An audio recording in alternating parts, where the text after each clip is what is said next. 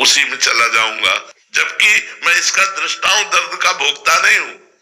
अब ये शुद्ध ज्ञान बिना साधना के नहीं हो सकता। जब गुरु चरणों का आश्रय लेकर साधना की जाती है, हृदय पवित्र होता है, तब जाकर के बोध होता है। ये बोध हुआ तो मोक्ष के नजदीक पहुंच गया। समझ पा रहे आप? अवजोत सिंह जी जम्मू से।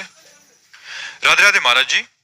महाराज जी, मार्ग क्या है ये मतलब मेरे को जानना बाकी नहीं रह गया, बट जब साधक जानकर भी गिरता है तब उसे अपने प्रति कैसी दृष्टि रखनी चाहिए ताकि वो ना तो निराश हो। देखो, ये हम कई बार बात बता चुके हैं। हमारी जानकारी का प्रयोग तभी होगा जब हमारे अंदर नाम जप का बल होगा। जानकारी तो बहुतों को है, लेकिन प्रयोग कोई बिरला कर पाता है अपनी जानकारी का। जानकारी का लाभ कोई बिरला ले पाता है। नहीं बोलो, किसको नहीं पता कि मर जाना है? किसको नहीं पता कि यहाँ सब छोड़ जाना है? किसको नहीं पता कि सब झूठे सुख है? कहाँ कोई इसका लाभ ले पा रहा है? उसी सुखों में मगन है, खूब कमाकर बैंक बैलेंस बढ़ाने में मगन है, और पता नहीं कि शाम मिलेगी कि नहीं मिलेगी। प्लान सैकड़ों वर्ष का है, ठिकाना सेकंड का नहीं है। कहाँ ज्ञान है? तो जानकारी का लाभ हम तभी ले सकते हैं जब डट के नाम जप करें। नाम जप के बिना जानकारी का हम प्रयोग नहीं कर पाएंगे। जैसे आपने कहा साधन पथ का हमें ज्ञान है, पर हम गिर जाते हैं। गिर जाना कोई बहुत बड़ी बात नहीं है। जो मार्ग में चलता है वही फिसलता है, गिरता है, लेकिन गिरे पड़े रहना ये बड़ी बात हो गई। गिरा और उठ के चल दिया और अनुभव किया कि मैं क्यों गिरा, कहाँ चूक हुई, वो साधक आगे निकल जाता है। अगर हम गिर करके और उन्हीं भोगों में रमण करने लगे तो साधक ही नहीं है। गिरने पर हमें बहुत पश्चाताप होना चाहिए, बहुत जलन होनी चाहिए, और हमें अपनी त्रुटि खोजनी चाहिए कि मैं यहाँ क्यों लड़खड़ाया, मैं यहाँ क्यों गिरा, इन भोगों में मैं क्यों परास्त हो गया, और उस त्रुटि को दूर करना चाहिए। दूर करके फिर आगे चलना चाहिए। साधक को कभी निराश होना ही नहीं चाहिए, चाहे जितनी बार गिर जाए उसे निराश नहीं होना चाहिए, क्योंकि ये सत्य मार्ग है, बड़ा फिसलन का मार्ग है। इसमें जमा जमा के पैर चला जाता है, नहीं तो अच्छे अच्छे को ये गिरा देता है माया की फिसलन। काम क्रोध लोभ मोह मद मत्सर आदि इतने भयानक है ये कि जरा सी चूक हुई कि हम गिर जाते हैं। इसलिए खूब नाम जप करो। नाम जप से अध्यात्म बल बढ़ेगा। अध्यात्म बल से हम इन विषयों पर, विकारों पर विजय प्राप्त कर पाएंगे। शिल्पी अग्रवाल जी।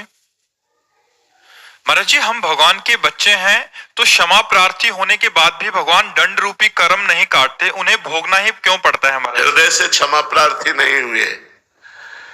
अगर हृदय से क्षमा प्रार्थी हो जाए तो सन्मुख होए जीव मोय जबहि, जन्म कोटि अघनाशो तबहि।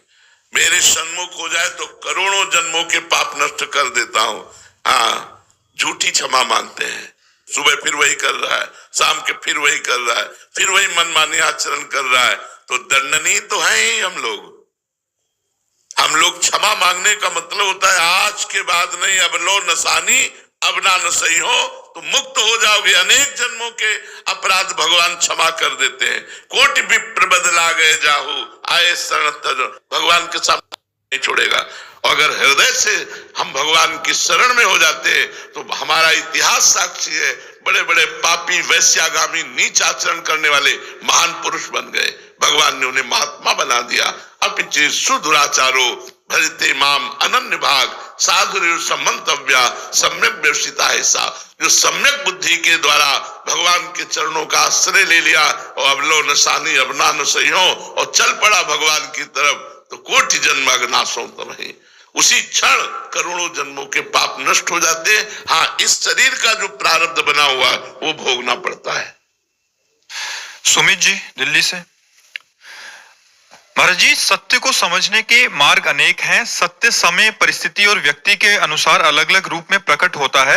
प्रेम भक्ति और ज्ञान ये तीनों ही सत्य तक पहुंचाने के मार्ग माने गए हैं। महाराज जी, ऐसे में मेरा प्रश्न है कि यदि सभी मार्ग सत्य हैं तो किसी एक मार्ग को चुनने का अर्थ क्या बाकी मार्गों के सत्य को नकारना तो नहीं है? नहीं।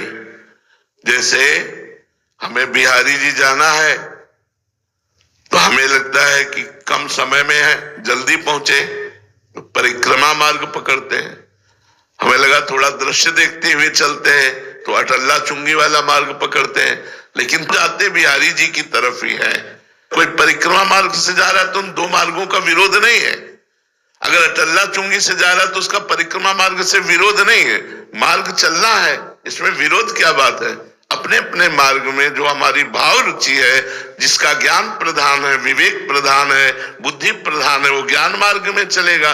जो कर्म प्रधान है वो कर्म योग में चलेगा, जो भाव प्रधान है वो भक्ति योग में चलेगा। तीनों एक ही परब्रह्म परमात्मा का अनुभव कराते हैं।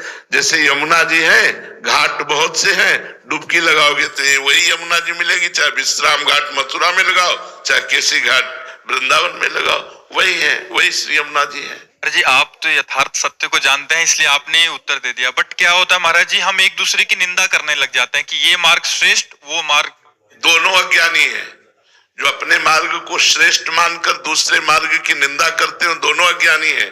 अपने मार्ग में चुपचाप चलना है, क्योंकि वही मार्ग वहीं पहुंचा रहा है, वही मार्ग उनको वहां पहुंचा रहा है। निंदा क्यों? निंदा का मतलब है अज्ञान, अविद्याग्रस्त प्राणी, अहंकारी, अपने मार्ग को, अपने भगवान के नाम रूप को श्रेष्ठ मानकर दूसरे की जो निंदा करता है, वो कभी भगवत प्राप्ति नहीं कर सकता है। वो असत मार्गगामी होगा ही, वो घोर अज्ञानी है। कोई भी हो, किसी भी संप्रदाय की, किसी भी वैष्णव की, किसी भी मार्ग की जो निंदा करता है, हर मार्ग भगवान के द्वारा स्थापित है, वो भगवान की अवहेलना करता है, अपने इष्ट और आचार्य की अवहेलना करता है, क्योंकि उन्हीं के द्वारा स्थापित मार्ग है। वो कैसे भगवत प्राप्ति कर सकता है? पर जी उनके आचार्यों की, उनके जो संत, जो उन्होंने मार्ग में आई हुई जो कठिनाइयां हैं या साधन बताए हैं, उसी की निंदा होने लग जाती है। संप्रदायवाद बहुत ज्यादा महाराज जी, फिर उसमें जीने में तो पशु पक्षी भी जी रहे हैं। कोई वेश बना लेने से भगवत प्राप्ति थोड़ी होती है। जब भगवत प्राप्ति का भाव बढ़ेगा तो जड़ चेतन जग जीव जत सकल राम मैं जानी, बंदों सबके पद कमल सदा जोरी जुगपान। वैष्णव, संत, आचार्य, संप्रदाय की तो बात जाने दो, वो सुअर कुत्ता में भी भगवान को देखता है। जब भाव बढ़ता है तो नामदेव जी ने कुत्ते में भगवान विठ्ठल भगवान का साक्षात्कार कर लिया, भूत में भगवान का साक्षात्कार कर लिया, क्योंकि सर्वभूत में भगवान ही विराजमान है। वो अपने भगवान की निंदा करता हुआ ज्ञानी वो नहीं जानता है। ये निंदा करने वाले लोग परमार्थ के पथिक नहीं, ये प्रपंची लोग हैं, इनसे दूर रहना चाहिए। डॉक्टर कृष्णलाल जी, राधे राधे महाराज जी। महाराज जी, आप कह रहे हैं कि आप हरियाणा में डिप्टी स्पीकर हैं और राजनीतिक क्षेत्र में हैं। महाराज जी कह रहे हैं कि मुझे बहुत से निर्णय लेने होते हैं, निर्णय लेते समय धर्म और करुणा को कैसे प्राथमिकता दूं महाराज जी, और मेरा क्या उसमें साधन मार्गदर्शन? नहीं, करुणा को तो प्राथमिकता नहीं देनी। निर्णय में धर्म देखा जाता है, करुणा में पक्षपात होता है। अगर करुणा आ गई तो पक्षपात ले लेगी, और निर्णय करने में धर्म को देखा जाता है, करुणा को नहीं। जैसे आपको निर्णय करना है और आपका पुत्र अपराधी है और शत्रु का पुत्र है, लेकिन वो निरपराधी है, तो आपको करुणा का नहीं धर्म का निर्णय लेना होगा कि शत्रु के पुत्र को आपको मुक्त करना होगा और अपने पुत्र को दंड देना होगा। जब निर्णय करना हो तो करुणा नहीं, कर्तव्य का, धर्म को आगे रख करके निर्णय लिया जाता है। अगर हम करुणा को ले आए तो पक्षपात हो जाएगा, फिर हानि हो जाएगी।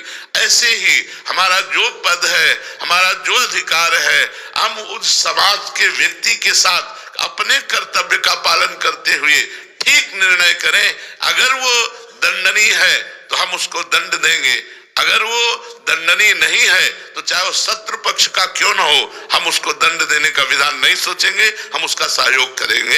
ये भाव रखना चाहिए। महाराज जी, आप लिख रहे हैं कि मेरी राजनीति ही मेरी साधना कैसे बन जाए महाराज जी? नाम जप करते हुए आपको जो कर्तव्य मिला है वही आपकी भक्ति है, ऐसा मान करके समाज प्रिय बनिए, समाज को सुख पहुंचाइए। जो सरकार सेवा और संविधान देती है उसके अनुसार समाज को सुख पहुंचाइए। यही सबसे बड़ी साधना है। और नाम जप जरूर भगवान का चलना चाहिए। माम निस्मर युद्ध च, भगवान आदेश करते मेरा स्मरण करते हुए युद्ध करो, अर्थात भगवान का नाम जपते हुए अपने कर्तव्य का पालन करना चाहिए। श्री राधा वल्लभ लाल की। अर्जुन जी जोधपुर से। राधे राधे महाराज जी। महाराज जी, गीता में भगवान श्री कृष्ण जी कहते हैं कि मेरा स्मरण करो और युद्ध कर, अर्थात कर्तव्य कर्म भी कर और युद्ध भी कर। यदि भगवान का स्मरण करेंगे तो महाराज जी कर्तव्य कर्म ठीक नहीं होगा, और कर्तव्य कर्म में मन लगाएंगे तो भगवान का कैसी बात करते हैं? ऐसा कैसे हो सकता है? ऐसा कैसे हो सकता है? ये आपने अभी अभ्यास नहीं किया इसलिए ऐसा है। अगर अभ्यास, भगवान ने गीता जी में ही कहा है, अभ्यास योग युक्तेन चेतसा नान्यगामिना। आप जो भी कार्य कहो हम वही कार्य करेंगे। फावड़ा चला के जो आपसे बात कर, हम आपसे बात कर रहे हैं, हमारा भजन चल रहा है, आप जान पाओगे। हम आपसे बात कर रहे हैं, हमारा भजन चल रहा है, विश्वास कीजिए हमारी इस बात पर। हम आपसे बात कर रहे हैं, हमारा भजन चल रहा है, हमारा चिंतन चल रहा है प्रभु का। जैसे आप हमारी बात सुन रहे फिर भी अंदर कुछ चलता रहता ना, उस जगह भजन चलना चाहिए, उस जगह भजन चलना चाहिए। हम बड़ी एकाग्रता से जो कार्य कहोगे वो कार्य करेंगे, और भजन एक सेकंड के लिए भी नहीं रुकेगा। तो अभ्यास योग युक्तेन चेतसा नान्यगामिना। जैसे हमसे कहा जाए कि आप यहाँ निशाना लगाइए, तो हम आँख खोल के भी नहीं लगा सकते, लेकिन अगर निशानेबाज है तो पीछे से भी शूट कर देगा। क्यों? उसने अभ्यास किया है। अभ्यास का, आपका अभ्यास कमजोर इसलिए आप ऐसा कहते हैं। जो कर्म करते ना, जब पूरा हो जाता है ना दिन, तब तो कर्म समर्पित कर देते, पर वो लगता है पूरे दिन में कि वो भगवान को याद नहीं किया, कर्तव्य में ही लगे। तो ऐसा भी करते रहो तो आगे चल करके कर्म समर्पण के उससे हृदय जब पवित्र होगा तो भजन होने लगेगा। एक अव्यावृत भजना, एक एक वृत्ति मुरारी